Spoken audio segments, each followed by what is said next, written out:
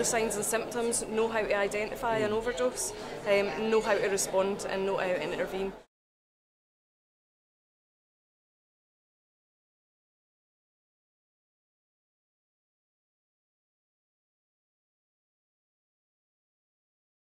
My name's Kirsten Horsburgh. I am the National Naloxone Coordinator for Scottish Drugs Forum.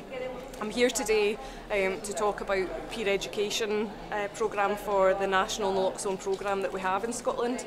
But just to give you an idea how the programme works, it was launched late 2010, really started to take off in 2011, fully funded and supported by the Scottish Government.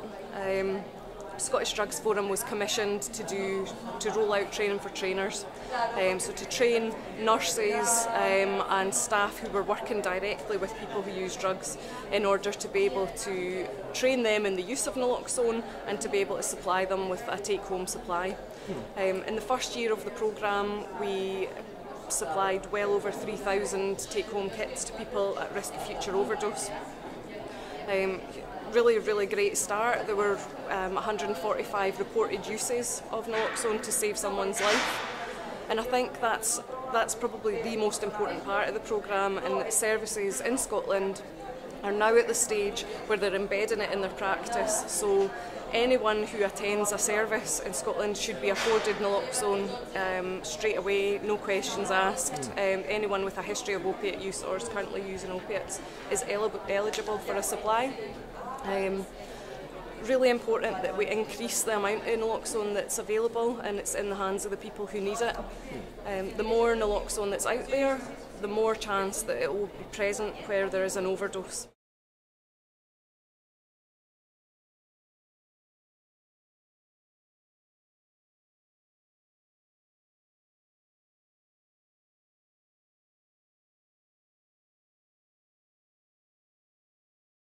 Just as an example, I remember when I had first done the training, I was a nurse working in an addiction service, and I was really excited to get going and start supplying naloxone to people who were at risk of death in our community. So the next day after the training, I trained somebody and I was able to give them a supply of naloxone.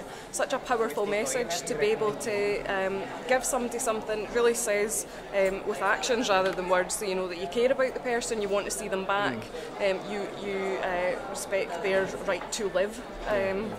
So I supplied him. Next week I saw him again, he came back and he's actually used it to save somebody's life. So he'd used it on his friend, and I just thought, well, that just made it all worthwhile, seeing the real benefits in the naloxone programme. So I would definitely encourage all services to have naloxone available. It should be part and parcel of treatment.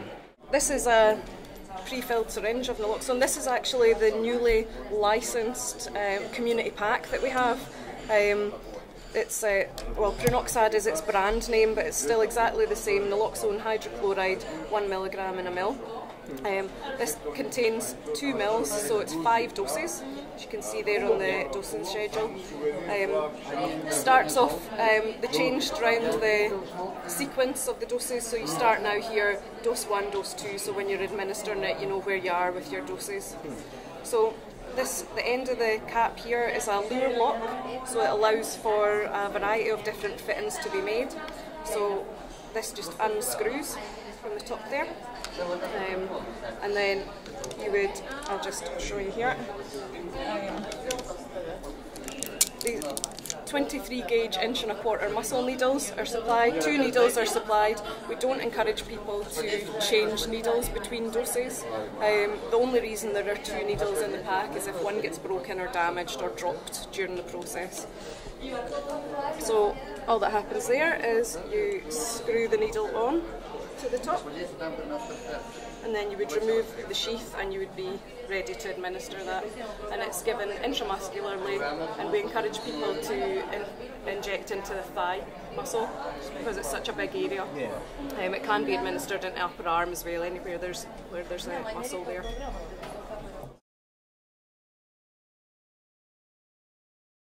So if I was to give you a message for your country, please look into getting naloxone supplies to people. Naloxone absolutely saves lives. and it should be one of the essential things that you're giving to people who are at risk of overdose.